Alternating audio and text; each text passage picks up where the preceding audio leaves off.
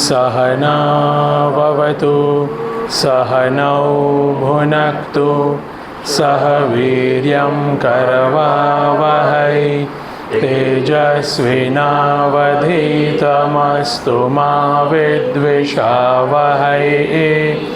ॐ शान्ति शान्ति शान्तिः। हरिः ॐ श्री गुरुभ्यो नमः। हरिः ॐ। अखण्डमण्डलाकारं व्याप्तं येन चराचरं तत्पदं दर्शितं येन तस्मै श्रीगुरवे नमः।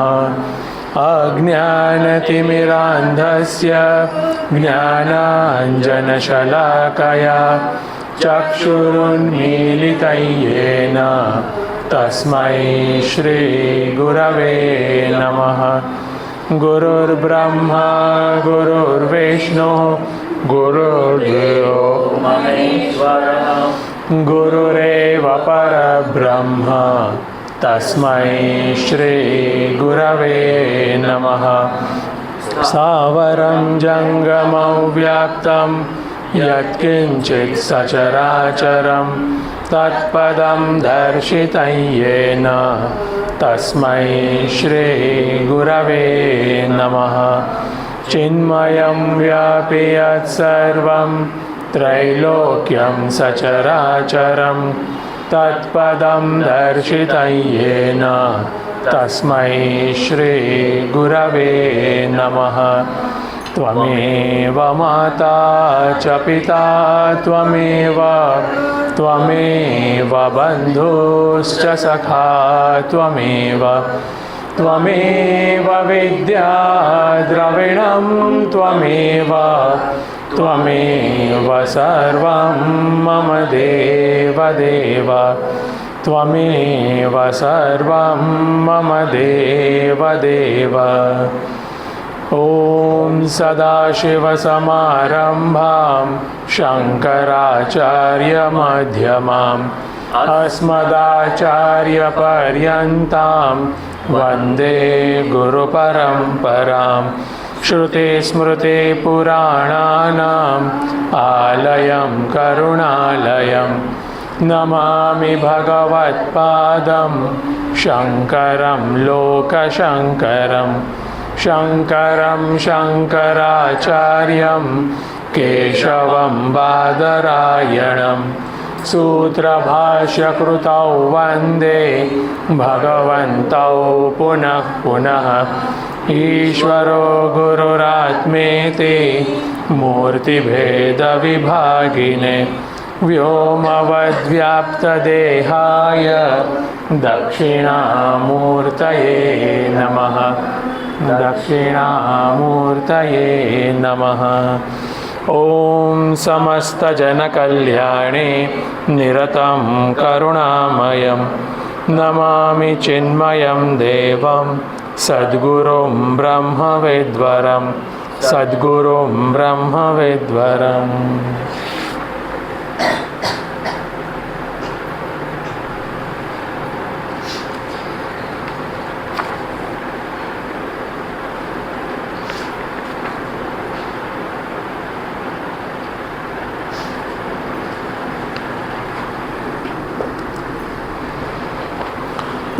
ओके, मंगलाचरण श्लोक। नमः श्री शंकरानंद गुरुपादाम्बुजन्मने सविलास महामोह ग्राह ग्रासैक कर्मणे।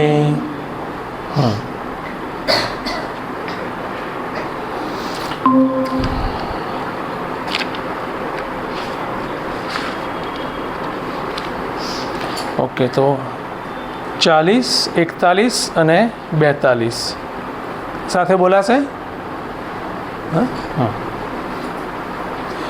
તદ્વિવેકાદ્વિવિક્તા સ્યુઃ કોશા પ્રાણમનોધિયઃ તે હિ તત્ર ગુણાવસ્થા ભેદમાત્રાત પૃથક્ કૃતાઃ સુષુપ્ત્યભાને ભાનન્તુ સમાધાવાત્મનોન્વયઃ વ્યતિરેકસ્ત્વાત્મભાને સુષુપ્ત્યન્નવભાસનમ યથા મુંજાદિશી કૈવમ આત્મા યુક્ત્યા સમુદ્ધૃતઃ શરીરત્રિતયાદ્ધીરૈઃ પરમ બ્રહ્મૈવ જાયતે.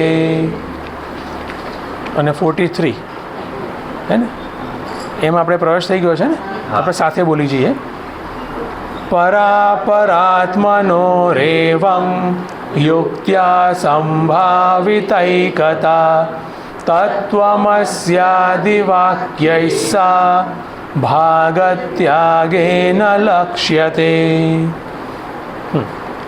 ओके, तो इस पंचदशी के प्रथम चैप्टर में जो तत्व विवेक प्रकरण या फिर कहेंगे प्रत्यक तत्व विवेक प्रकरण, इनर मोस्ट ट्रूथ क्या है वो जानना, उसमें विद्यारण्य स्वामी जी हमें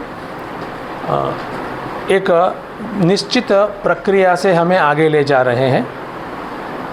और वो प्रक्रिया किस प्रकार की है, प्रक्रिया कौन सी है? तो नेचुरली प्रत्यक तत्व विवेक जो टॉपिक है वही, ठीक है. या फिर हम दूसरी लैंग्वेज में कह के जानना हु एम आई. ओके, ये टॉपिक है. और ये टॉपिक को ज़्यादा अच्छे से समझाने के लिए वर्ष नंबर 23 से विद्यारण्य स्वामी जी पंचकोश विवेक की प्रक्रिया हमें समझाते हैं. पंचकोश और आत्मा अलग है. साथ ही में कहते हैं कि 3 शरीर और आत्मा भी अलग है. और उसको जानने के लिए कि आत्मा और 3 शरीर या पंचकोश का नित्य योग नहीं है, आगंतुक योग है. जैसे कोई पर्पस होता है, प्रयोजन होता है और 2 या ज़्यादा लोग मिलते हैं, ठीक है, वो हमेशा से साथ में नहीं होते हैं. तो यहाँ पर भी इस प्रकार से ही टीम बनी है, 3 शरीर और आत्मा 4 लोगों की, या फिर कहे 5 कोश और आत्मा 6 लोगों की, वो टीम है, वो सिंगल यूनिट नहीं है. ये भी एक विवेक रखना, हमारी बुद्धि में स्पष्टता होना बहुत ही इम्पॉर्टेंट है. Okay, it's a team, single unit नहीं है. अज्ञान के परिणाम स्वरूप हमें लगता है कि सिंगल यूनिट है, हमारा तो यही बोध है. अविद्या उसका कारण है. बोध हमारा अभी वर्तमान बोध स्वयं के बारे में क्या है? I am one. Body, mind, intellect, सूक्ष्म शरीर, कारण शरीर, चेतना सब एक ही है, ठीक है. लेकिन ऐसा नहीं है, एक टीम है. देखो ऐसे हम देखें, है ना, जीवात्मा जो है वो एक पैकेज है. जीवात्मा एक कॉम्पोजिशन है, काफ़ी अलग अलग जो भी घटक जो हमने देखे अभी, 3 शरीर और आत्मा, वो घटक से बना हुआ एक पैकेज है, उसको जीवात्मा कहते हैं. तो उसमें वो चेक करने के लिए कैसे चेक किया जाए, ये तो उपदेश दे दिया. चेक कैसे किया जाए, तो उसके लिए प्रक्रिया कौन सी कही हमने देखी है ऑलरेडी, अन्वय व्यतिरेक. कि अन्वय व्यतिरेक की प्रक्रिया में हमने पता चलेगा कि देखो ये टीम है ना, और कोई प्रयोजन से टीम मिली है. जैसे हम स्वप्न अवस्था में जाते हैं तो टीम का एक मेंबर गायब हो जाता है ना. स्थूल शरीर जो है वो वहाँ पर नहीं होता है, उसका अनुभव नहीं होता है. जैसे अभी हमें चारों का अनुभव हो रहा है, ऐसा रखते हैं, ठीक है. हमारे अज्ञान का भी अनुभव हो रहा है, पता नहीं है वो अज्ञान है ना, वो भी अनुभव है. पता न होने का होना पता, लाइक दैट है ना। तो स्वप्न अवस्था में गए तो एक मेंबर कम हो गया, सुषुप्ति अवस्था में गए तो दूसरा मेंबर भी कम हो गया। और अगर इस प्रकार से हिम्मत करके या फिर अधिकार प्राप्त करके समाधि में जाएंगे तो पता चलेगा तीसरा भी कम हो गया। और हमारा एक बोध तो कायम है ही है कि मैं हमेशा हूँ, मैं हमेशा हूँ, मुझ में इस प्रकार से नहीं मैं नहीं था, ऐसा नहीं होता है। तीनों अवस्थाओं में इवन समाधि में जाते तभी पता चलेगा कि मैं हूँ। तो उससे क्या निश्चित होता है, नंबर 1 ये टीम है, और नंबर 2 हाँ मेरे साथ ये 3 जुड़े हैं, मेरे साथ ये 3 लोगों की टीम बनी है, ऐसा निश्चित होता है। किससे? अन्वय व्यतिरेक प्रक्रिया अगर हम अप्लाई करते हैं तब। ठीक है, तो मैं चैतन्य हूँ और मेरे साथ ये दूसरे 3 अलग अलग एंटिटी घटक है, और तीनों की अलग अलग खासियत है, प्रकृति है, कैरेक्टरिस्टिक है। अकॉर्डिंगली जो एंड रिजल्ट जो टीम होता है उसकी खासियत बनती है। इट इज़ ओके, है ना। लेकिन जो स्थूल शरीर की जो भी खूबी या खामी है वो मेरी नहीं है, वो उसकी है। टीम की खूबी खामी रहेगी, टीम जो है उसकी खूबी खामी रहेगी, क्योंकि वो टीम के एंगल से देखते हैं। लेकिन जब टीम के अलग अलग सदस्य कहेंगे कि मेरी खूबी क्या है, मेरी खामी क्या है, तो चैतन्य क्या कहेगा, मुझ में मैं अजर अमर चैतन्य हूँ। जन्म और मृत्यु विकार वगैरह ये स्थूल शरीर में होता है, मुझ में नहीं। ठीक है, टीम का मेंबर है ओके, लेकिन मुझ में नहीं है। तो ये बात स्पष्ट होती है, इसलिए अन्वय व्यतिरेक की जो प्रक्रिया है बहुत ही इम्पॉर्टेंट है। अन्वय व्यतिरेकाभ्याम निष्प्रपंचम प्रतीयते।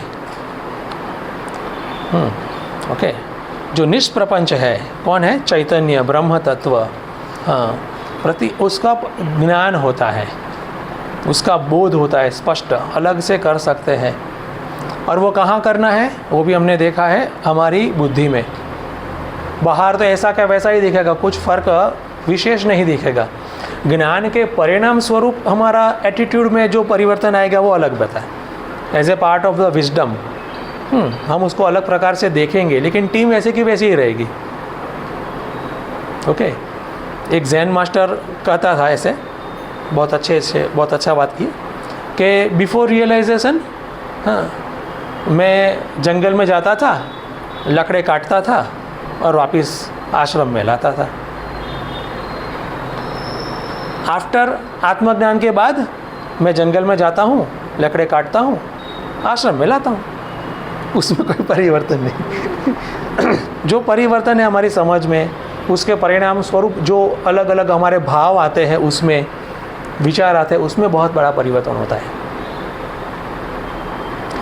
ठीक है, तो ये है अन्वय व्यतिरेक, वो प्रक्रिया हमने देखी। और वो भी हम ऐसा ही देखेंगे कि वो प्रक्रिया का इंट्रोडक्शन देखा, ट्रेलर देखा, अभी पिक्चर बाकी है, तो बड़ा सा पिक्चर आएगा, बहुत मज़ा आएगी उसमें, तो है ना। तो ट्रेलर ऐसा मस्त है। ओके, तो सेम वे दूसरा ट्रेलर दिखाते हैं, है ना। तो दूसरी एक प्रक्रिया के बारे में यहाँ पर बात करते हैं, एवं करके अभी कभी दूसरी प्रक्रिया बात करते हैं। और उसमें दूसरी प्रक्रिया क्या है, हमने कल देखा था थोड़ा, भाग त्याग विवेक। भाग त्याग विवेक, और इस प्रकार के विवेक से भी एकता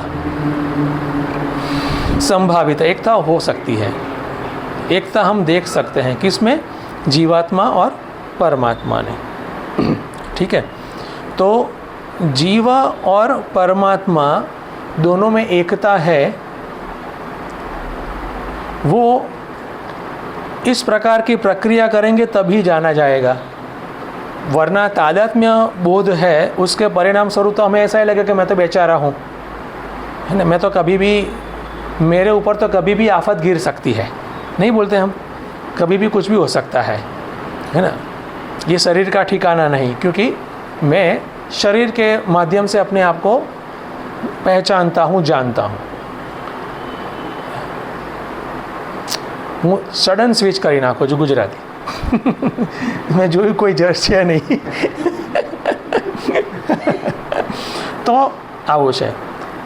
સેમ વે મનમાં પણ જે સુખ દુઃખ આવે છે, તો તાદાત્મ્યને કારણે મને લાગે છે કે ભાઈ મારે સંભાળીને રહેવું પડશે વગેરે, હે ને. પણ ખબર પડે હું કદી એવું નહીં કહું કે હું તો આનંદ સ્વરૂપ છું,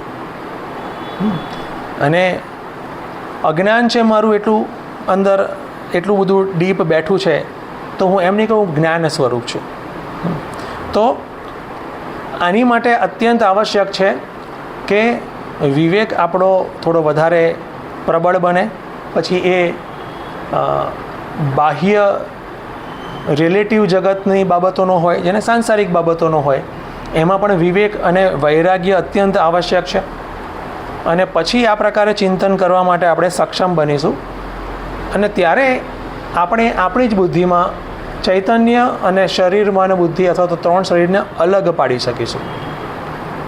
અને પછી હું ચૈતન્ય છું અને હું તો નિત્ય મુક્ત છું, એ પ્રકારનો આપણો બોધ બનશે. ઓકે, એ આપણો બોધ બનશે. હું ચૈતન્ય છું, હું બ્રહ્મ છું, એ કેવી રીતે થશે? તો ખાલી માનવાથી કે એને રિપીટેડ વે એનું ભજન કે એના જપ કરવાથી નહીં થાય. ચોક્કસ એનો જે લાભ મળતો હશે, આપણે એમાં ના નથી, પણ એનાથી નહીં થાય, હે ને. અમુક નથી લોકો સોહમ સોહમ સોહમ સોહમ સોહમ, એનો જે લાભ હશે બરાબર છે, પણ એનાથી કામ પૂરું નહીં થાય એટલું કરવા માત્રથી, હે ને. હું તે છું એ પ્રક્રિયા આપણી અંદર થવી જરૂરી છે. પછી બની શકે કે સાધક જે છે અત્યારે એ તૈયાર નથી, તો અત્યારે એનો જપ કરે છે, અલગ વસ્તુ છે, દેટ્સ ફાઇન. પણ સ્પષ્ટતા હોવી જોઈએ, હે ને. એ સ્પષ્ટતાના અભાવમાં જ આપણે જડતા આવી જતી હોય છે કે આટલું કરવાનું, બીજું બધું જરૂર નથી, હે ને. અને પાવર સાથે આવે તો પછી બીજાને બી કહીએ ડોન્ટ ડુ. તમારે નહીં કરવાનું, મને ખબર છે, યુ ડુ દેટ. તો ઓલ ધીસ, એટલે એ બધું જે છે એ બધું અંધે નૈવ, કોઈ ફિનિશ કરશે, અંધે નૈવ અંધે નૈવ નિયમાન યથાંધાહ મુંડકમ. ઓકે છે ને કીર્તિબેન? બોલ્યા નહીં? હા, આંધળો આંધળાને દોરે એના જેવું હાલત થાય. એટલે પોતે તો પડે ખાડે, બીજાને બી પાડે. ખાડે પડવાનું પોતાનું તો પાપ થયું જ, બીજાને પાડવાનું વધારે પાપ, મહાપાપ. તો એ વસ્તુ છે. ઓકે, તો એમાં થોડુંક સાવધાન. તો અહીંયા શું કહે છે? બુદ્ધિમાં આ પ્રકારે નીતિની પ્રોસેસ થવી આવશ્યક છે. એની માટે વિવેક વૈરાગ્ય આવશ્યક છે. ઓકે, અને આ પ્રક્રિયા આપણે એપ્લાય કરીએ. આપણને ઇમ્પોસિબલ લાગતું હોય કે ના ના મને નથી લાગતું કે હું આ પ્રકારે અનંત બ્રહ્મ છું વગેરે, તો ફરીથી આ પ્રક્રિયા એપ્લાય કરીએ. અન્વય વ્યતિરેકની પ્રક્રિયા, હે, આપણી ત્રણ તો આપણી સાહજિક અવસ્થાઓ છે જ, એમાં ચેક કરીએ, હે ને, કે આ ટીમ છે, આ હું નથી. એવી રીતે તો બહુ જરૂરી છે. અને એ જ પ્રકારે અહીંયા બીજી પ્રક્રિયાની વાત કરી છે, પર અપર આત્મન. પર આત્મા એટલે કે પરમાત્મા, અપર આત્મા એટલે કે જીવાત્મા, જીવ. તત્વમસી આદિ વાક્યૈ સા લક્ષ્યતે. સા એટલે કે ઐક્ય. તત્વમસી આદિ એટલે કે આદિ એટલે કે હજુ બીજા અન્ય વાક્યો પણ છે એ પ્રકારના, જેને આપણા શાસ્ત્રમાં એને કહે છે મહાવાક્ય. મહાવાક્ય કેમ કીધું છે? કે બહુ લાંબા છે, તે કેવું છે નહીં, હે ને. મહાવાક્ય કેમ કીધું છે? હા, અર્થ તો મહાન. Good, pin pointed answer. ઐક્ય દર્શન દેખાડે છે ત્યાં, તત્વમસી, ઓકે, ગૂઢતા છે પણ કયા પ્રકારની? કે ઐક્ય દર્શનની. એ ઐક્ય દર્શન આપે છે, માટે એને મહાવાક્ય કહે છે. ઓકે, અને આપણા શાસ્ત્રમાં મહાત્માઓએ 4 મહાવાક્યો એને પ્રસ્થાપિત કર્યા છે કે આ 4 મહાવાક્ય મુખ્ય કહેવાય એવી રીતે, અથવા તો આને મહાવાક્ય આપણે રાખીએ છીએ એવી રીતે. તત્વમસી, પછી અહમ બ્રહ્માસ્મિ, પ્રજ્ઞાનમાનંદમ, અયમ આત્મા બ્રહ્મ. ઓકે, તો આદિથી એ બધું આપણે અલગ અલગ અન્ય જે ઐક્ય બોધક, જીવાત્મા પરમાત્મા ઐક્ય બોધક વાક્યોને અહીંયા આપણે લેવાના છે. તો અને તત અને ત્વમ, અસી એટલે કે બંનેની એકતા, યુ આર ધેટ, ઐક્ય બોધ. અને એ ઐક્ય કેવું છે? તો કે કશું પ્રોસેસના પરિણામે કરવાનું નથી, કેમિકલ રિએક્શન થાય ને પછી નવું બને એવું નહીં. લિટરલી કોઈ મર્જિંગ થાય, 2 વસ્તુ ભેગી કરવાની ને એવું પણ નહીં. પણ જાણવું કે એકચ્યુઅલી એક જ છે, ભ્રાંતિથી અલગ હતું. જે આપણે વાત કરી કે ટીમ, મને એવું લાગતું હતું કે એક જ છે, પણ એકચ્યુઅલી ત્યાં ટીમ છે, 4 લોકો છે અથવા તો 6 લોકો છે. ઓકે, અને પ્રક્રિયા કઈ છે? ભાગ ત્યાગેન. ઓકે, ભાગ ત્યાગ આપણે થોડુંક જોયું છે કે મુખ્ય અર્થ અને ગૌણ અર્થ, મુખ્ય વૃત્તિ અને ગૌણાવૃત્તિ, 2 અલગ અલગ મિનિંગ કોઈ પણ વાક્યના થતા હોય છે. ઓકે, મુખ્ય અર્થ જે છે એ જનરલી જે પ્રકારે લેવાતું હોય એમ. ગૌણ અર્થ એટલે કે સ્પેસિફિકલી. અને આ બંને પ્રકારનો પ્રયોગ આપણે ડેઇલી લાઈફમાં કરતા જ હોઈએ છીએ. અને એ મુજબ આપણે સ્વિચ પણ કરતા હોઈએ છીએ. ક્યારેક મુખ્ય અર્થ લેવાનો, ક્યારેક ગૌણ અર્થ લેવાનો, સ્વિચ પણ કરીએ છીએ, હે ને. અને જે સ્વિચ નથી કરી શકતું એને આપણે કહીએ છીએ કે આ તો થોડુંક કાચું છે, હે ને. બરાબર છે કે આટલી ખબર નથી પડતી કે આનો અર્થ આમ થાય ને. આપણે કહીએ કે આ છોડને પાણી પાજે એમ, તો મીન્સ આખા છોડને, અને ભાઈ જ્યાં એને પાણી પાવાનું હોય ત્યાં આપણે એક શબ્દ પ્રયોગ શું? છોડને પાણી પાજે. તો એ ગૌણ આપણે શું લેવું જોઈએ? મુખ્યાવૃત્તિથી લેવું જોઈએ કે ગૌણાવૃત્તિથી લેવું જોઈએ? ના, ગૌણાવૃત્તિ. છોડને કે ઝાડને પાણી પાવું મીન્સ કે બધું આવી ગયું, બધાને મારે પાણી પાવાનું. બરાબર છે. તો ગૌણાવૃત્તિથી કે એના મૂળમાં પાણી આપવાનું છે. બરાબર છે, થયું કે નહીં રીતે? તો એ પ્રકારે આપણે યુઝ કરતા જ હોય છે. અહીંયા ગૌણાવૃત્તિ મીન્સ કે પર્ટિક્યુલર જગ્યાએ આપણે વિચારીએ છીએ. છોડ એટલે કે આખું ત્યારે લેવાનું. બરાબર છે. છોડને લાવો અહીંયા, તો કઈ વૃત્તિ? મુખ્યાવૃત્તિ કે ગૌણાવૃત્તિ? ત્યારે મુખ્યાવૃત્તિ, હે ને. બરાબર છે. કશું કાપીને લાવવાનું એવું નથી આવતું. છોડ અહીંયા લઈ આવો તો આખું જ લાવવાનું હોય. છોડને પાણી પાવો તો આખાને પાણી ન પાવાનું હોય. બરાબર છે. ત્યારે એના મૂળને જ પાણી પાવાનું.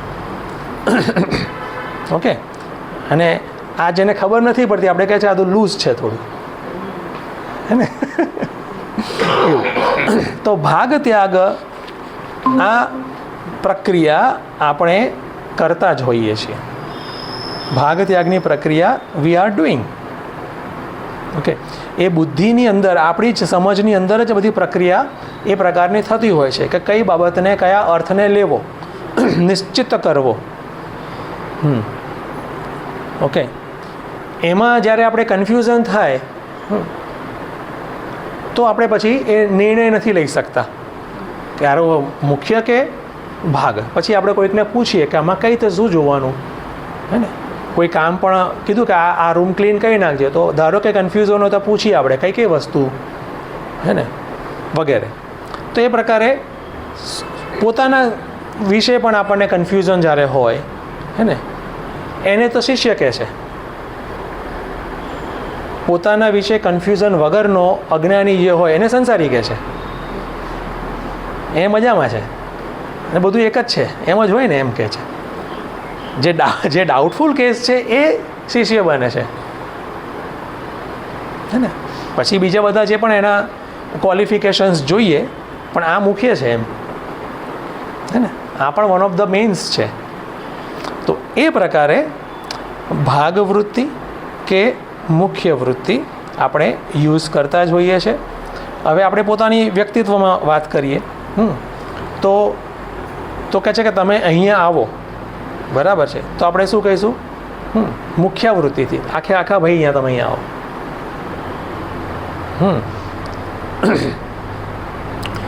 તો જ્યારે વ્યક્તિની વાત કરે છે ત્યારે એ ચારે ટીમ મેમ્બર આપણે લઈએ છીએ, ચારે ટીમ મેમ્બર. પણ પછી આપણે એમ કહીએ કે પેલા લાંબા ભાઈને લાવો, અથવા તો પેલા મોટા હે ને ફેટ ભાઈને લાવો. ઓકે, તો આપણે ત્યારે કયું આપણે પોઈન્ટ આઉટ કરીએ છીએ? હા, બરાબર છે, સ્થૂળ શરીરને પોઈન્ટ આઉટ કરીએ છીએ. ભાગવૃત્તિથી આપણે નક્કી કરીએ છીએ, ભાગવૃત્તિથી નક્કી કરીએ છીએ. અને એ ભાગવૃત્તિ બી એકદમ સ્પષ્ટ હોવી જોઈએ એમ, બરાબર છે. કારણ કે કોઈ એમ વિચારતો હોય કે હા મારી કોઈ એમ કહે કે ભાઈ તમારી બુદ્ધિ, તમે થોડા ઓછા ઇન્ટેલિજન્ટ છો, બરાબર છે, બુદ્ધિ હજુ થોડીક લો પડે છે. ઓકે, તો એમ કહેવા કરતાં આપણે એમ કહેતા છે કે આ ભાઈ થોડા ડલ છે. વાત એમ કહે ને, આ ભાઈ ડલ છે થોડા, પણ આપણે ત્યાં પોઈન્ટ કોને કરીએ છીએ? બુદ્ધિને. ભાગવૃત્તિ, ગૌણી વૃત્તિ. આખા ભાઈ ડલ ના બી હોય, ફિઝિકલી પાવરફુલ પણ હોય, હે ને, ફિઝિકલી પાવરફુલ પણ હોય. તો એ બધું હોતું હોય છે.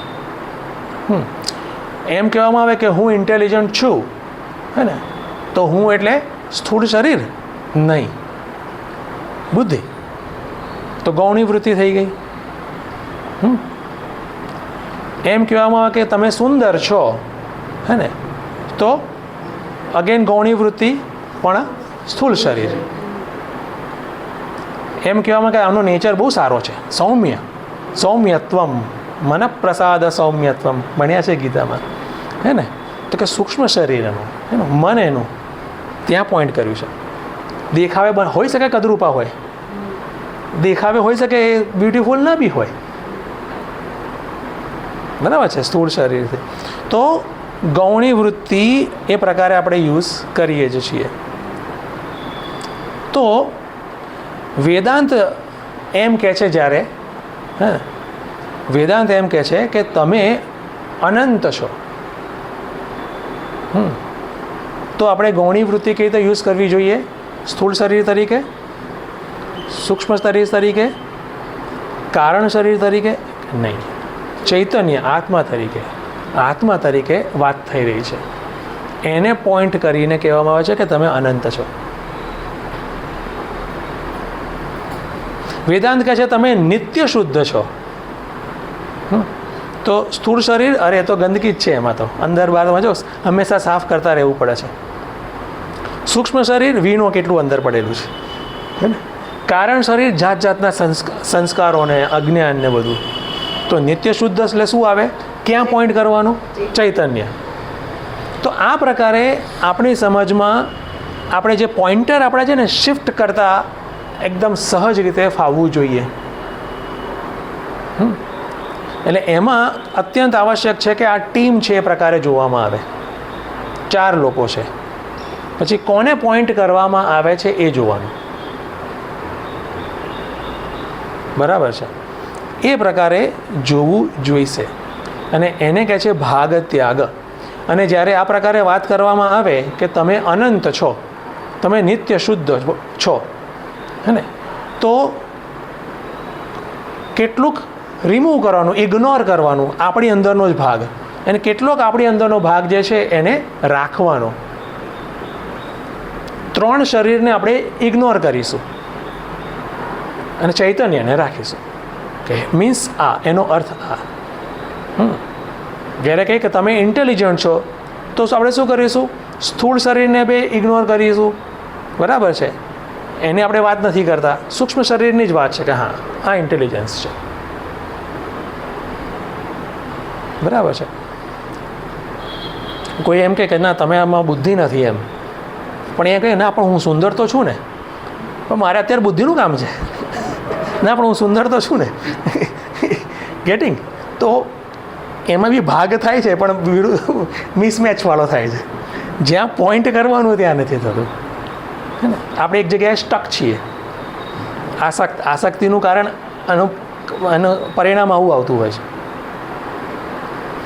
ઓકે, તો ભાગ ત્યાગમાં શું કરવાનું છે? કેટલોક ત્યાગ કરવાનો છે, સર્ટન પોર્શનનો ત્યાગ કરવાનો છે.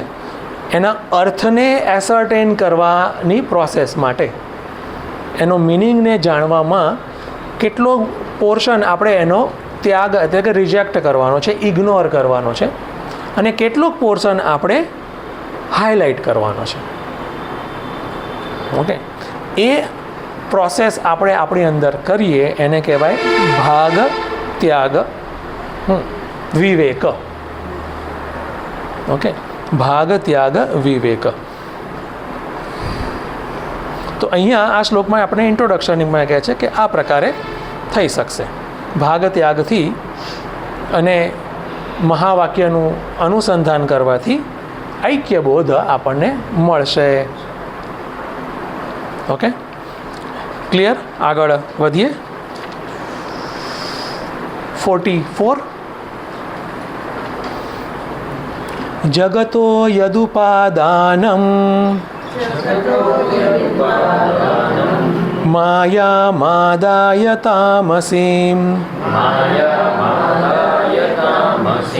નિમિત્તં શુદ્ધ સત્વાંતામ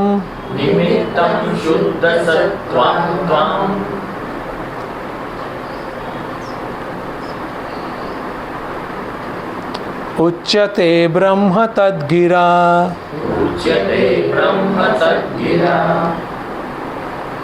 ઓકે, 44 ક્યાં છે?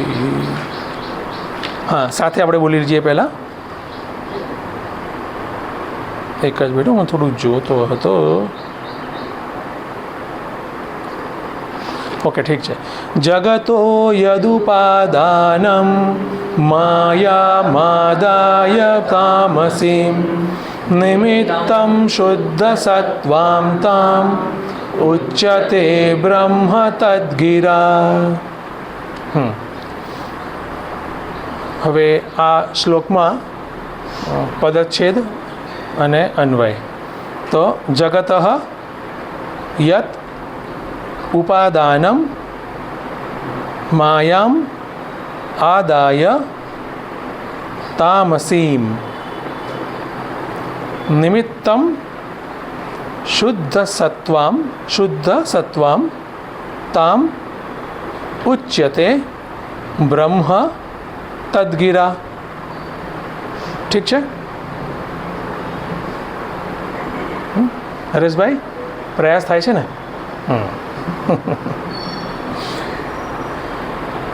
ઓકે, તો હવે અન્વય એનો જોઈ લઈએ.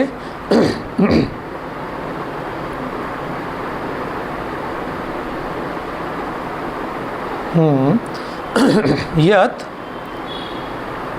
એકચ્યુઅલી છે ને મારે બ્રહ્મ 2 વાર મૂકવો છે, તો બ્રહ્મને ઉપર લેવો છે. યત બ્રહ્મ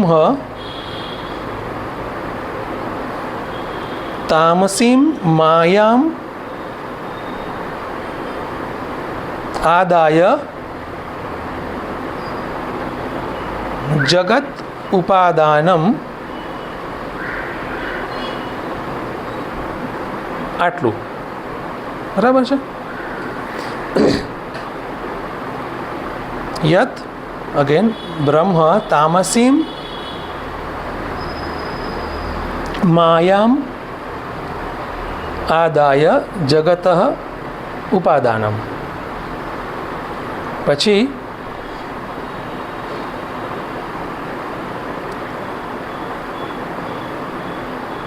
શુદ્ધ સત્વામ તામ નિમિત્તમ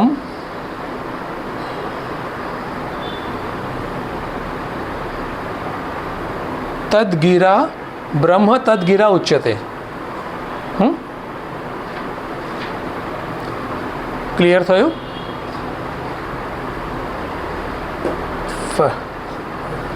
પ્રયાસ થયો.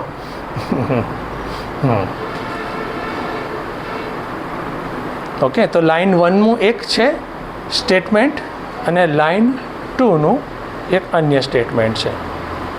ઓકે, અને બંને મળીને એક વાક્ય બન્યું છે આપણું.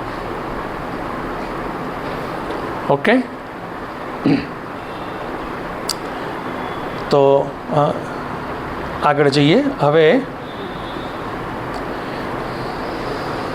અહીં આ શ્લોકમાં જેવી રીતે અર્લિયર આપણે જોયું હતું કે તત્વમસી આદિ વાક્યથી શું કરવાનું છે? ભાગ ત્યાગ લક્ષણ કરવાનું છે, ભાગ ત્યાગ વિવેક કરવાનો છે. તો એ વિવેક કરવાનું અહીંયા એક બેઝ ચાલુ થઈ ગયો છે બનવાનો, કે એમાં કઈ કઈ વસ્તુ આવે છે, જીવાત્મા પરમાત્માનું ઐક્ય, એમાં કઈ વસ્તુ કરવાની છે, શું છે. તો સૌથી પહેલાં આ શ્લોકમાં સમજાવે છે કે કયા પ્રકારે જગતનું જે નિર્માણ થયું છે અને જગત કરતા એટલે કોણ. ઓકે, તો અહીંયા છે ને તદ્ગિરા બ્રહ્મ ઉચ્યતે. ગિરા એટલે કે વર્ડ, પદ, પદ. એ પદથી બ્રહ્મ, એ પદથી બ્રહ્મ જણાય છે, બોલાય છે. ઓકે, કયું છે? હું પહેલાં નીચેનું લઉં છું એમ. શુદ્ધ સત્વામ માયામ આદાય. શુદ્ધ સત્વામ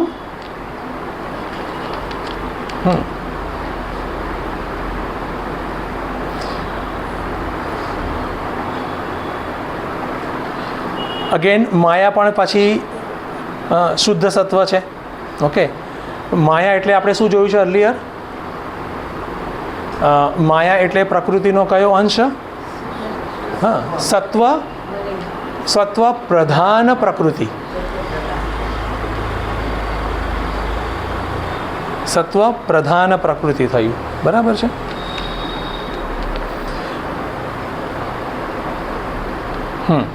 સત્વ પ્રધાન પ્રકૃતિ. તો શુદ્ધ સત્વામ માયામ આદાય. શુદ્ધ સત્વ એને શું કહે છે? માયા કહીશું.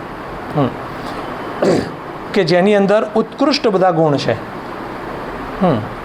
જે જ્ઞાન એની અંદર ભરપૂર છે, અને એ ચૈતન્ય એના થકી રિફ્લેક્ટ થાય છે ત્યારે આપણે એને સર્વેશ્વર કહીએ છીએ, સર્વજ્ઞ કહીએ છીએ, એક્સેટ્રા. હવે આ એક વાત કરી. પછી તામસીમ માયામ આદાય મેં ટ્વાઇસ યુઝ કર્યું છે. તો પ્રકૃતિ એમ રાધર. તો તામસીમ એટલે કે તમક પ્રધાન, તમક પ્રધાન જે પ્રકૃતિ છે, આદાય અગેન એનો આધાર લઈને. હા, તો જગત એ પ્રકારે બને છે. આ બે વસ્તુ પહેલાં તો અલગ કરું છું. શુદ્ધ સત્વમ આદાય, તામસીમ આદાય. ઓકે, તો બ્રહ્મ આ બંને જે પ્રકૃતિના અંશ છે, પ્રકૃતિના ગુણ છે, એના થકી અથવા તો એનો આધાર લઈ એના થકી એ કશુંક કરે છે, અને એને આપણે કશુંક નામકરણ આપીએ છીએ. ઓકે, શુદ્ધ સત્વ થકી જે બ્રહ્મ અભિવ્યક્ત થાય છે, દેખાય છે, એને આપણે ઈશ્વર કહીએ છીએ.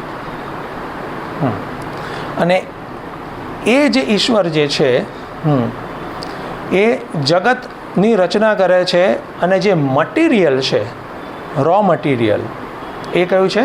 તામસીમ પ્રકૃતિમ, તામસીમ માયામ આદાય. એ પ્રકૃતિનો એ ઉપયોગ કરે છે એવી રીતે. પછી આપણે આખું આ જ ચેપ્ટરમાં પૂર્વ જોયું છે, આપણે પંચીકરણની આખી પ્રોસેસ જોઈ છે. એ બધું અહીંયા આપણે નટશેલમાં મૂકી દેવાનું. ઓકે, તો સત્વપ્રધાન પ્રકૃતિ માયા, એના થકી ઈશ્વર, તમપ્રધાન પ્રકૃતિ જગત, અથવા તો પ્રકૃતિ જ કહીએ છીએ, એના થકી જગત. જગત નિમિત્તમ, ભવતી, જગત નિમિત્તમ કારણમ ભવતી, હું એડ ઓન કરું છું. ઓકે, તો એ ચૈતન્ય અથવા તો બ્રહ્મને નું એ જે ચૈતન્ય છે ઈશ્વર બન્યા છે, જગતના એ નિમિત્ત બને છે, મીન્સ કે ઇન્ટેલિજન્ટ કોઝ, જગતના રચયિતા, સૃષ્ટિકાર. ઓકે, સૃષ્ટિકાર. નિમિત્ત એટલે કે આપણે જે વ્યવહારમાં ઉપયોગ કરે છે એવું નિમિત્ત નહીં કે આ તો હું તો ખાલી ઊભો હતો ને વસ્તુ કામ થઈ ગઈ, એમ નહીં, હે ને? પણ એ રચનાકાર, રચનાનું જે જ્ઞાન જે છે એ ઇન્ટેલિજન્ટ કોઝ. ઓકે, અને ઉપાદાનમ ચ, ઉપાદાન કારણ અપી ભવતી. ઉપાદાન કારણ એટલે મટીરિયલ કોઝ પણ કહે છે. ઓકે, તો મટીરિયલ કોઝ પણ એ જ બને છે. કોણ? ઈશ્વર, જેને અહીંયા બીજા શબ્દોમાં પરમાત્મા. તો અહીંયા આ શ્લોકમાં એક પ્રકારે એક સ્પષ્ટીકરણ કરે છે કે બ્રહ્મ કે જે શુદ્ધ સત્વ પ્રકૃતિ થકી અભિવ્યક્ત થાય છે, ઈશ્વર આપણે એ જ મૂળમાં બ્રહ્મ, હવે પછી નામ એક ફર્સ્ટ સ્ટેજમાં ઈશ્વર થઈ ગયું છે. એ જ જગતનું નિમિત્ત કારણ છે અને ઉપાદાન કારણ પણ છે. ઠીક છે, સિમ્પલ. આગળ જઈશું, કારણ કે હજુ આ આપણને ઇન્ટ્રોડક્શન કીધું છે, પછી આગળ આપણને વધારે કશું કહે છે. પછી નેક્સ્ટ હવે બીજું શું રહ્યું? પ્રકૃતિના 3 છે ને, સત્વ પ્રધાન અને તમસ પ્રધાન. હવે 2 જોયું. શું બાકી રહ્યું? હા, રજસ પ્રધાન. રજસ પ્રધાન, બરાબર છે. તો એ બાકી રહ્યું છે, જેને મલિન સત્વ પણ કહે છે. સત્વ શાનાથી મલિન થયો છે? તો કે રજસથી, બહુ, હે ને, તમસથી, લાઈક દેટ. ઓકે, તો નેક્સ્ટ શ્લોક.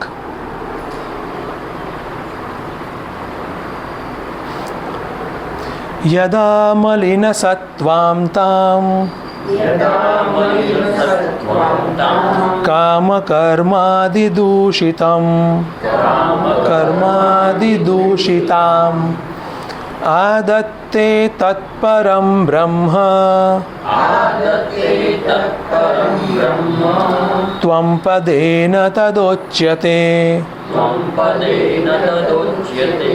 સાથે યદા મલિન સત્વામ તામ કામ કર્માદિદૂષિતામ આદત્તે તત્પરમ બ્રહ્મ ત્વં પદેન તદોચ્યતે.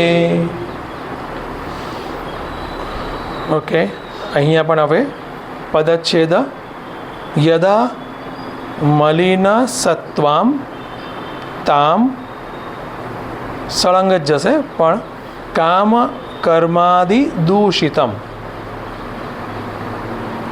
પછી આદત્તે તત પરમ બ્રહ્મ ત્વં પદેન તદા ઉચ્યતે. આ પ્લસ ઉ ઇઝ ઇક્વલ ટુ ઓ, ગુણ સંધિ. તો આ થઈ ગયો પદચ્છેદ. અન્વય આનો પણ થોડોક સહેલો જ છે એવું લાગે છે. તત પરમ બ્રહ્મ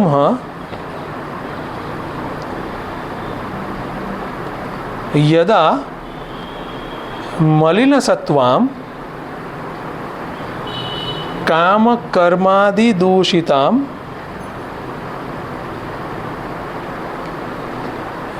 તામ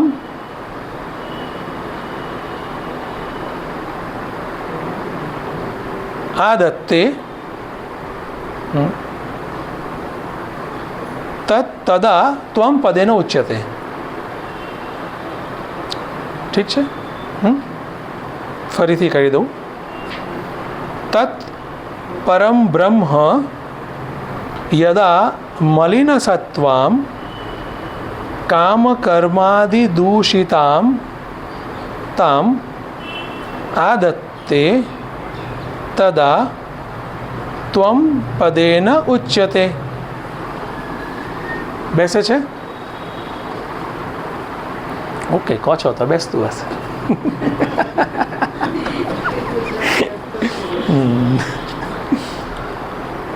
ઓકે, તો હવે હા, યસ, એ ડાન્સ થતો હોય પણ એ જ ધીરે ધીરે કરતાં બેસી જશે. ધીસ ઇઝ એકચ્યુઅલી આ શ્લોક રચના છે ને એક કાવ્ય છે. હે, ગદ્ય અને પદ્ય કહે છે ને, આ કાવ્ય રચના છે, કાવ્યમય છે. અને કાવ્યમાં આપણે જે પ્રકારે બોલતા હોઈએ છીએ એ પ્રકારેની શબ્દ રચના ન હોય. જરૂરી નથી કે એમ જ હોય, એની રીતે બધું થાય.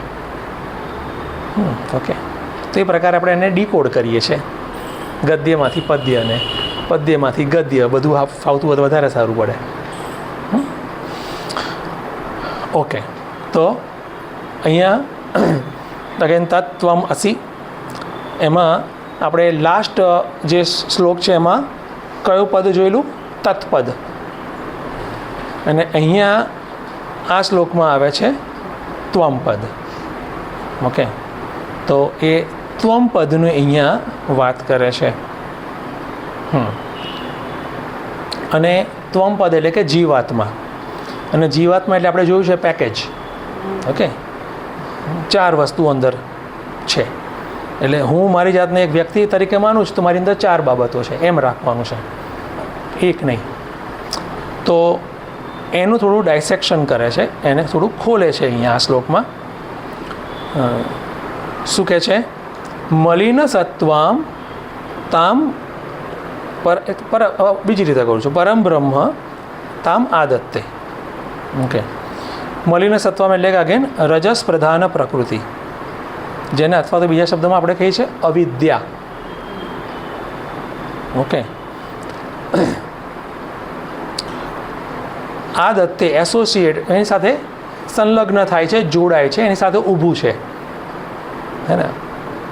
આપણા મત મુજબ તાદાત્મ્ય છે, બધું એક જ થઈ ગયું છે. એ કંઈ છે ત્યાં બસ ખાલી એસોસિએશન હોવાપણાનું, સાથે હોવાપણાનું છે, ધેટ્સ ઓલ. કોનું? પરબ્રહ્મ. ઓકે, પરબ્રહ્મ એન. ઓકે, તો પરબ્રહ્મ કોન્શિયસનેસ પ્રિન્સિપલ રજસ પ્રધાન પ્રકૃતિ અથવા તો અવિદ્યા સાથે છે, એના થકી અભિવ્યક્ત થાય છે. અલગ અલગ શબ્દ પ્રયોગ. ઓકે, બધા સિનોનિમસ છે. એની સાથે છે એ સાદો શબ્દ કહેવાય, એના થકી અભિવ્યક્ત થાય છે, વધારે ટેકનિકલ થયો કહેવાય. ઓકે, શું થાય છે હજુ આગળ? શું છે?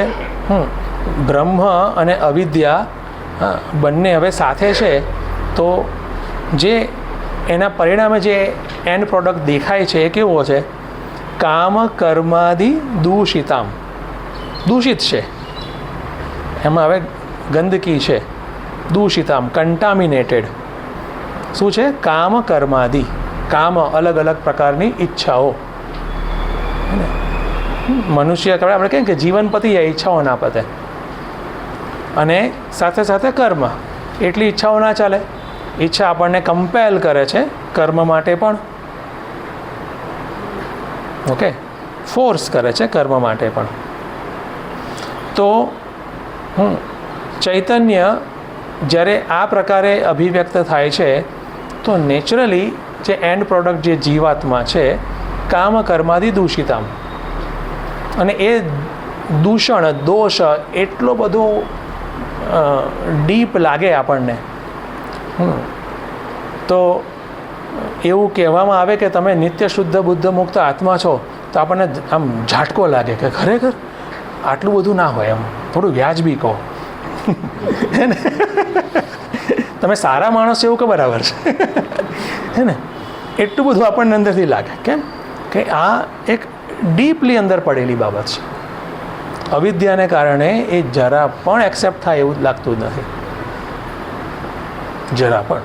સારા માણસ બધું બરાબર છે, આટલી બધું મને ના કહો, હે ને? એવું છે. તો આ એના જેવું છે. દ્રષ્ટાંત આપીએ તો ધારો કે દર્પણમાં, અરીસામાં આપણે જોઈએ, રાઈટ, તો આપણને આપણું પ્રતિબિંબ દેખાય. પણ હવે અરીસો જ બધો છે ને પેલો આમ મેડ ઇન ચાઇના કેવો બોગસ હોય ને બધું, એમ અંદર ધબ્બા પડી ગયા હોય ને એવું બધું. અમુક અરીસા એવા હોય છે થોડા સમય પછી એકદમ બગડી જાય, હે ને. હવે એવા અરીસામાં આપણે જો આપણું પ્રતિબિંબ જોઈએ છીએ, હે ને, હા, તો અને ધાર કે અબુધ છીએ તો લાગે ઓહો હું આવું થઈ ગયો, હે ને. પછી ગમે તેટલા બ્યુટિશિયન પાસે જઈએ એ રિપેર ના થાય, હે ને. એમાં ભેદ, એમાં પરિવર્તન ના આવે. પણ જ્યારે ગુરુ કહે કે ભાઈ it's not you, it's mirror, તમારામાં દોષ નથી, એ તો મિરરમાં દોષ છે, ને. એ તો એ મિરરમાં, એ દર્પણમાં દોષ છે, માટે એવું લાગે છે. દર્પણ ભલે એવું રહ્યું, હે ને, અથવા તો જે કરવું હોય મજાથી કરો, ભલે જેટલું થાય એટલું બરાબર છે, પણ તમે તમારામાં મસ્ત રહો, હે ને. તમે તમારામાં મસ્ત રહો. પછી એ શરીરરૂપી દર્પણ હોય, મનરૂપી દર્પણ હોય કે બુદ્ધિરૂપી દર્પણ હોય. ઓકે, તો એ પ્રકારે હા એનાથી ડિસએસોસિએટ, એનાથી જે તાદાત્મ્ય છોડીને જે ચૈતન્ય ભાગ છે એનું અનુસંધાન કરવાનો પ્રયાસ આ ભાગ ત્યાગ વિવેકથી થાય. અત્યારે અહીંયા આપણને સમજાવે છે કે શું છે એ ત્વમ પદેન તદા ઉચ્યતે, એને ત્વમ પદ કહેવાય. કેવો છે ત્વમ પદ પૂરો? કામ કર્માદિ દૂષિતામ એવો છે પરમ બ્રહ્મ, કામ કર્માદિ દૂષિતામ. અત્યારે આપણી બુદ્ધિ અન્યથા સ્વીકારી જ ન શકે. શ્રદ્ધાથી જેટલું આવે એટલું બરાબર, પછી ને ના મજા આવે એમ. વરસાદ પડે તો જમીનનો ઉપરનો ભાગ થોડો ભીનો થાય, પછી નીચે ખોદીએ તો કોરું જ હોય, એવું, હે ને, એવું થાય. તો એવી હાલત છે, પણ છે તો એમાં જ આપણે કામ કરવાનું છે. ઓકે, આગળ જઈએ. નેક્સ્ટ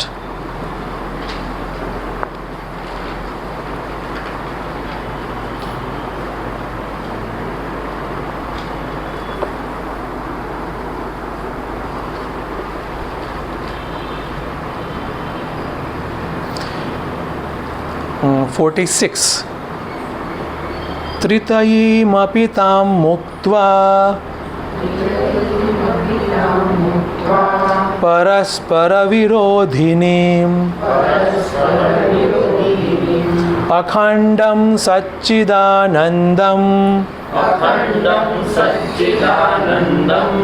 महावाक्येन लक्ष्यते.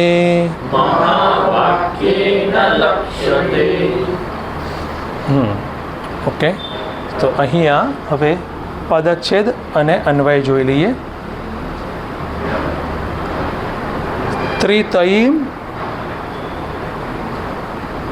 અપી તામ મુક્ત્વા પરસ્પર વિરોધિનીમ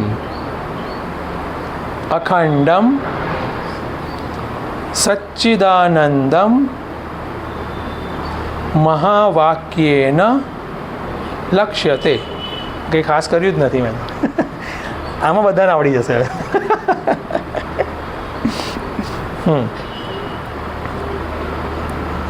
ઓકે, હવે એનો અન્વય જોઈ લઈએ. ઓહો, અન્વય પણ બધો મજાનો જ છે અહીંયા તો. ત્રિત્રયીમ અપી પરસ્પર વિરોધિનીમ તામ મુક્ત્વા અખંડમ સચ્ચિદાનંદમ મહાવાક્યેન લક્ષ્યતે. ચાલે? એટલે લાઇન 2 એઝ ઇટ ઇઝ છે. લાઇન 1માં થોડોક જ ખાલી આવે છે. ત્રિતયીમ અપી પરસ્પર વિરોધિનીમ તામ મુક્ત્વા અખંડમ સચ્ચિદાનંદમ મહાવાક્યેન લક્ષ્યતે. ઓકે, તો અહીંયા જો અર્લિયર જે બે શ્લોક હતા એમાં પરમાત્મા વિશે અને જીવાત્મા વિશે સમજાવ્યું. ખાલી એક એક શ્લોકમાં એક એક માહિતી આપી કે આવું છે, શુદ્ધ સત્વ, મલિન સત્વ એક્સેટ્રા. હવે આ શ્લોકમાં વિવેકની વાત કરે છે કે કેવી રીતે વિવેક એનાલિસિસ કે પ્રક્રિયા કરવી. અને એમાં અગેન ભાગ ત્યાગ વિવેક કરવાનો છે. એટલે કે કયો પોર્શન આપણે ઇગ્નોર કરવો, રિજેક્ટ કરવો. રિજેક્ટ ક્યાં કરવાનો? બધું માઇન્ડમાં જ છે, બધું આપણી બુદ્ધિમાં છે, બહાર કશું આવતું નથી. અથવા તો આપણે એમ કહીએ કે મુખ્યાર્થ લેવો કે ગૌણાર્થ લેવો.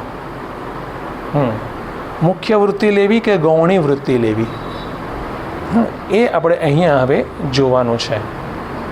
ઓકે. અને અહીં કહે છે સૌથી પહેલાં ત્રિતયીમ તામ મુક્ત્વા. આટલું લઉં છું પહેલાં. ત્રિતયીમ તામ મુક્ત્વા. ત્રિતયીમ એટલે શું છે? 3 પ્રકારની પ્રકૃતિ. સત્વ પ્રધાન પ્રકૃતિ, રજસ પ્રધાન પ્રકૃતિ, તમસ પ્રધાન પ્રકૃતિ. બરાબર છે. અહીંયા આપણી અંદરની પ્રકૃતિની વાત નથી થતી. આપણા અંતઃકરણમાં બી 3 છે ને, એની વાત નથી થતી. ટોટલ લેવલે વાત થાય છે, હે ને? એટલે એ પ્રકારે જ એને માઇન્ડમાં રાખવાનું. એટલા માટે સત્વ પ્રધાન પ્રકૃતિ, રજસ પ્રધાન પ્રકૃતિ અને તમસ પ્રધાન પ્રકૃતિ, એને શું કરવાનું છે? મુક્તવા, એને છોડી દેવાની છે. આ 3 પ્રકૃતિ છે, એમાં 2 જે છે એ પરમાત્માને બિલોંગ કરે છે. કઈ? સત્વ પ્રધાન અને તમસ પ્રધાન. અને એક છે જીવાત્માને બિલોંગ કરે છે, એ થઈ ગઈ રજસ પ્રધાન. આપણે અલગ છૂટા પાડી દે. ત્રિતયીમ 3 કયા? આ 3 છે. બરાબર છે. હવે એમનો નેચર કેવો છે? બરાબર છે. અને બીજું, એને કેમ છોડવા જોઈએ? તામ મુક્ત્વા, હેવિંગ ડન, હે ને? તો આ પ્રત્યય. તો એવું કેમ કરવું જોઈએ? તો એક વસ્તુ કહે છે કે પરસ્પર વિરોધીને એમનો જે નેચર છે એકબીજાથી વિરોધી છે. એકબીજાથી વિરોધી છે. 3 પ્રકૃતિ. એમાં આપણે અત્યારે વાત કરી કે ઈશ્વરની પ્રકૃતિ અને જીવની પ્રકૃતિ, એ બંનેમાં બી કેટલો મોટો ભેદ છે. ઓકે. કે ત્યાં શું છે તો કે સર્વજ્ઞતા છે, અહીંયા તો અલ્પજ્ઞતા છે.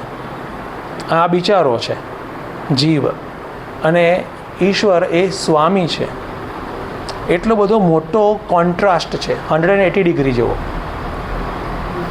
તો સૌથી પહેલાં તો આ મોટા કોન્ટ્રાસ્ટ છે. પ્રકૃતિ વાઇઝ પણ જોઈએ તો સત્વ પ્રધાન પ્રકૃતિ હોય, સત્વ હોય, તો ત્યાં નેચરલી જ્ઞાન છે.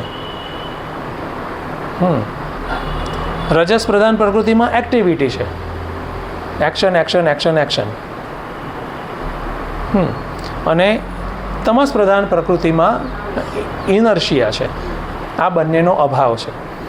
એ વ્યક્તિગત બી આપણે જોઈ શકીએ છીએ કે જ્યારે રજસ એક્ટિવ થાય ત્યારે આપણે કશું કરવાની ઈચ્છા થાય. આપણે બેસી રહીએ તો બી કશું કરવું હોય તો હાથ પગ હલે, હે ને? છેવટે જીભ તો હલી જ જાય, હે ને? એવું છે. પાછળથી આપણને આમ થોડુંક આમ ચમકારો થાય કે હા, અહીંયા તો આપણે આટલું બધું બોલવાની જરૂર નથી એમ. પણ કેમ? રજસ, હે ને? અને તમસ પ્રધાન તો કહે છે બસ ખાલી છે એટલું ખબર પડે, બાકી એમનું અસ્તિત્વ બીજું કંઈ વિશેષ ઉજળું ના થતું હોય.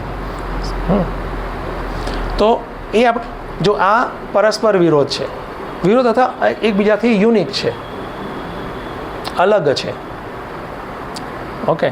તો એ પ્રકારની ત્રિતયીમ, 3 પ્રકારની જે પ્રકૃતિ જે છે એ આવી એકબીજાથી અલગ છે.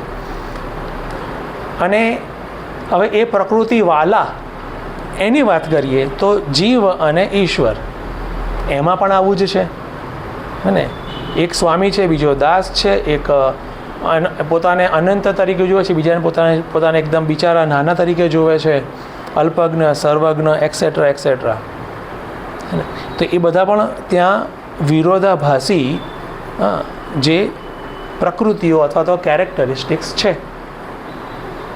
શું કરવાનું છે? મુક્ત્વા. તો જે વિરોધાભાસી બાબતો છે, અલગ અલગ બાબતો છે, એને ઇગ્નોર કરો. એને ઇગ્નોર કરો. ઓકે. બીજું એક અન્ય રીતે એવી થાય કે પ્રકૃતિના ભાગ તરીકે જુઓ. અહીંયા પ્રકૃતિ ત્યાં પ્રકૃતિ, પણ એવું નથી ફાવતું, હે ને? બરાબર છે. તો એને ઇગ્નોર કરો. અહીંયા એ કહેવા માગે છે કે એને ઇગ્નોર કરો. હું દાસ છું, તમે સ્વામી છો, એ એક ભાવ થઈ ગયો. મારી શક્તિ બહુ જ લિમિટેડ છે, તમારી અનંત છે, એ સેમ ભાવ થયો. પણ અહીંયા શું કહે છે? એને અલગ કરવું, એને મુક્તવા, એનાથી દૂર થવું. એટલે શું? હું દાસય નથી, તમે સ્વામી નથી. હું અલ્પશક્તિમાન પણ નથી, તમે સર્વશક્તિમાન. એવું કશું નહીં એમ. હું પણ કંઈક આ પ્રકારની કંઈ વિશેષતા છે, તમારી આ પ્રકારની વિશેષતા, એવું પણ નહીં. તો હું ને તમે એક છો. સોહમ, સહ અહમ. તો એ ચૈતન્ય સાથેનું તાદાત્મ્ય થયું કહેવાય. પ્રકૃતિ સાથેના તાદાત્મ્યથી જ આ દાસોહમ, સ્વામી, ભવાન એવું બધું આવે. અને એને વેદાંત ચોક્કસપણે સંગ દોષ જ કહે છે. સંગ દોષ. અને સંગ દોષમાં કાઢવા માટે શું કરવાનું? અધ્યાત્મ નિત્યા વિનિવૃત્ત કામ.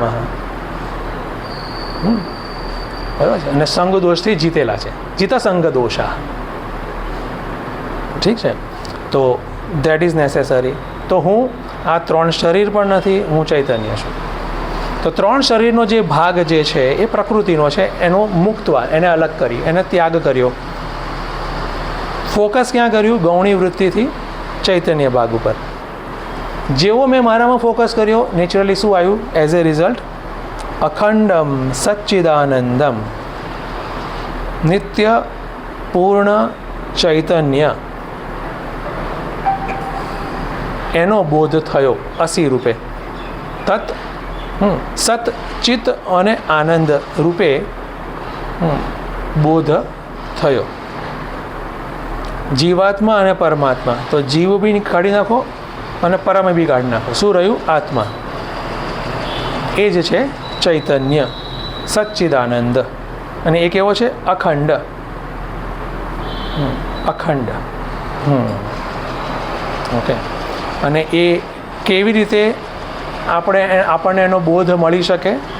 મહાવાક્યેન લક્ષ્યતે. મહાવાક્ય જે છે એને ઇંગિત કરે છે. સી લાઈક ધેટ, એમ કહે છે. આ રીતે જુઓ. ઠીક છે.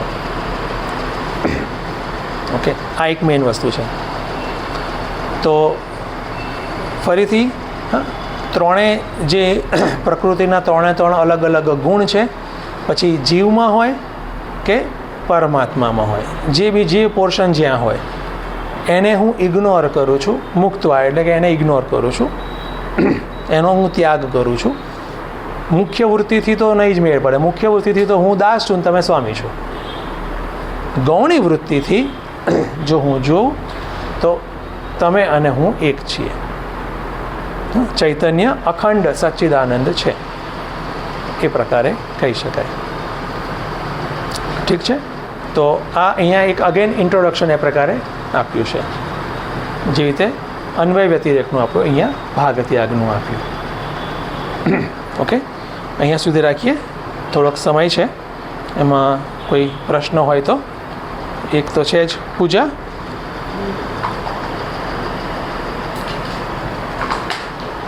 હા, હરિઓમ સ્વામીજી. હા, હરિઓમ.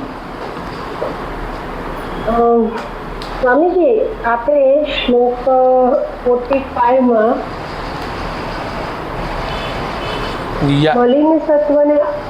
મલિન સત્વને અજ્ઞાન કહ્યું. તો ત્યાં થોડું કન્ફ્યુઝન થતું હતું કે અજ્ઞાન તો તામસિકની સાથે મૂકીશું ને, મલિન સત્વ રજસ પ્રધાન છે તો અજ્ઞાન કેવી રીતે સમજવું? હા, એકચ્યુઅલી જે આ જે શબ્દ છે ને મલિન સત્વ, અહીંયા સત્વના એંગલથી બતાવ્યું છે કે એમાં કન્ટેન્ટ શું છે. જે તે શુદ્ધ સત્વ, અર્લિયર શ્લોકમાં શુદ્ધ સત્વ જ છે ને, અર્લિયર શ્લોકમાં શું છે? શુદ્ધ સત્વ, બરાબર છે, શુદ્ધ સત્વ. તો સત્વના એંગલથી અહીંયા મલિન સત્વ કીધું છે, હે ને. તો એ મલિનતા જે છે ને ઇટ ઇઝ વોટ, તો અધર ટુ ગુણાસ, બીજા બે ગુણ, હે ને. અને બરાબર છે. અને ટેકનિકલી કન્ટેન્ટ જોઈશું તો ત્યાં રજસ વધારે છે એટલે એને પ્રધાન કીધું, રાઈટ. તમસ પણ છે હે અને સત્વ પણ છે, પણ રજસ પ્રધાન છે, માટે ત્યાં એક્ટિવિટી ને બધું પણ જોવા મળે છે. ક્લિયર થાય છે? ક્લિયર થાય છે સ્વામીજી, પણ તો બી છે ને એ નથી બેસતું. થોડું વિચાર્યું હતું કે જ્યારે રજસને પ્રધાન કહીએ ત્યારે એને પછી આપણે અજ્ઞાન કેમ કહ્યું? તમસ પ્રધાન હોય તો અજ્ઞાન છે, એ થોડું કામ બેસતું નથી. ઓકે, બરાબર છે. એકચ્યુઅલી સત્વ પ્રધાન સિવાયની બંને અવસ્થાઓ અજ્ઞાન છે. પહેલાં તો એમ જોવાનું છે, હે ને. સત્વ પ્રધાન, કારણ કે સત્વાત સંજાયતે જ્ઞાનમ, સત્વમાં જ જ્ઞાન છે. તો રજસમાં અજ્ઞાન છે ને તમસમાં અજ્ઞાન છે, બંને. પહેલું તો એ આવે છે. જીવમાં અને જગતમાં શું ફેર આવ્યો પછી? બંનેમાં અજ્ઞાન છે ને, અધર દેન ઈશ્વર, બંનેમાં અજ્ઞાન છે. જગત અને ઈશ્વર બંનેમાં, જગત અને જીવમાં બંનેમાં. તો એ બંનેમાં શું ભેદ છે એને ડિસ્ટિંગ્વિશ કરવા માટે કે અહીંયા રજસ છે એટલે એક્ટિવિટી છે, ત્યાં ઘોર તમસ છે જગતમાં, એટલા માટે ઇનર્શિયા છે, જે એક પ્રકારે જડતા કહેવાય. બેસે છે કશુંક?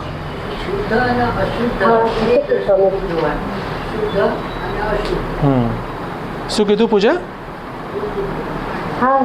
બેસે છે. Okay, done. હા, ઓકે. તો હા, ક્લિયર.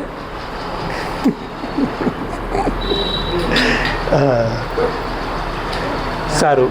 બીજા કોઈને? Anybody else? હા,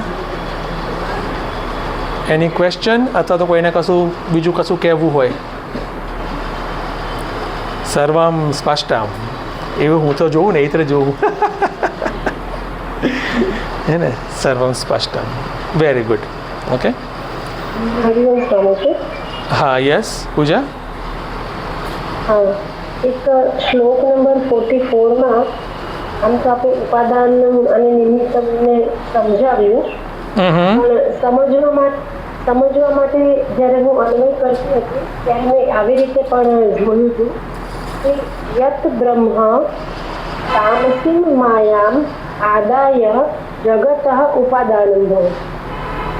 અને એ જ વસ્તુ યત બ્રહ્મ શુદ્ધ સત્વામ તામ અગેન માયા આદાય જગત નિમિત્તમ ભવતિ.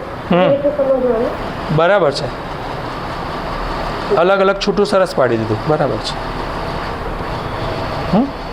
હા, નીલાબેન.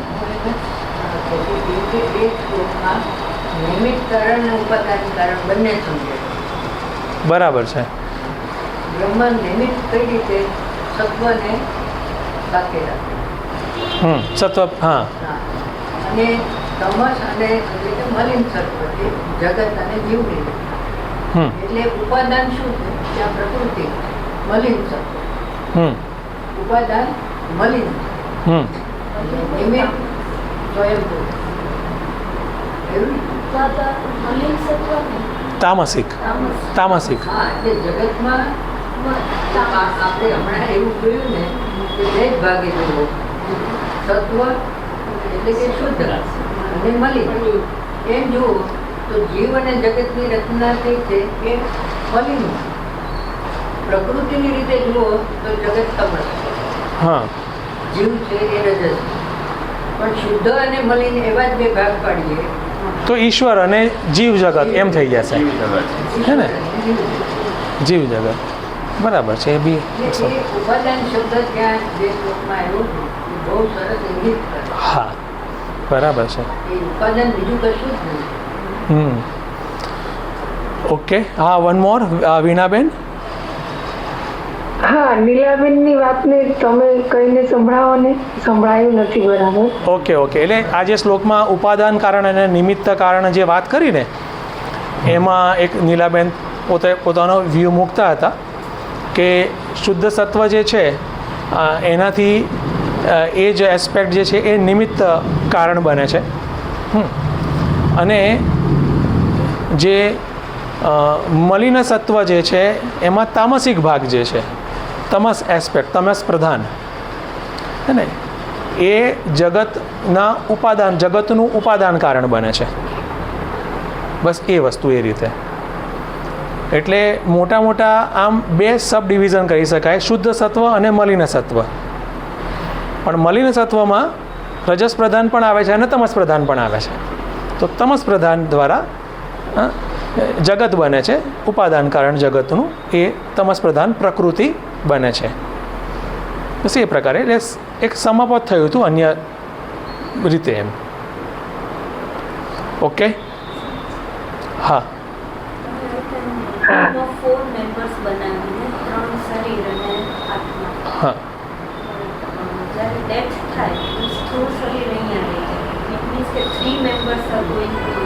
હા, એવું છે, બરાબર છે કે 4નું ગ્રુપ છે, 3 શરીર અને આત્મા. તો શું થાય, મૃત્યુ વખતે સ્થૂળ શરીર અહીંયા પડેલું રહે, હે ને? 2 મેમ્બર અથવા તો એક જ જાય ખાધરાધર, હે ને? ટેકનિકલી વાત કરીએ તો હવે આત્મા તો સર્વવ્યાપક છે, એટલે જ્યાં જાઓ હું ઊભો છું એવું કહેશે, તમે જ્યાં જાઓ, હે ને, હું તો છું જ એમ, એ રીતે સૂર્યવત એમ, એ રીતે.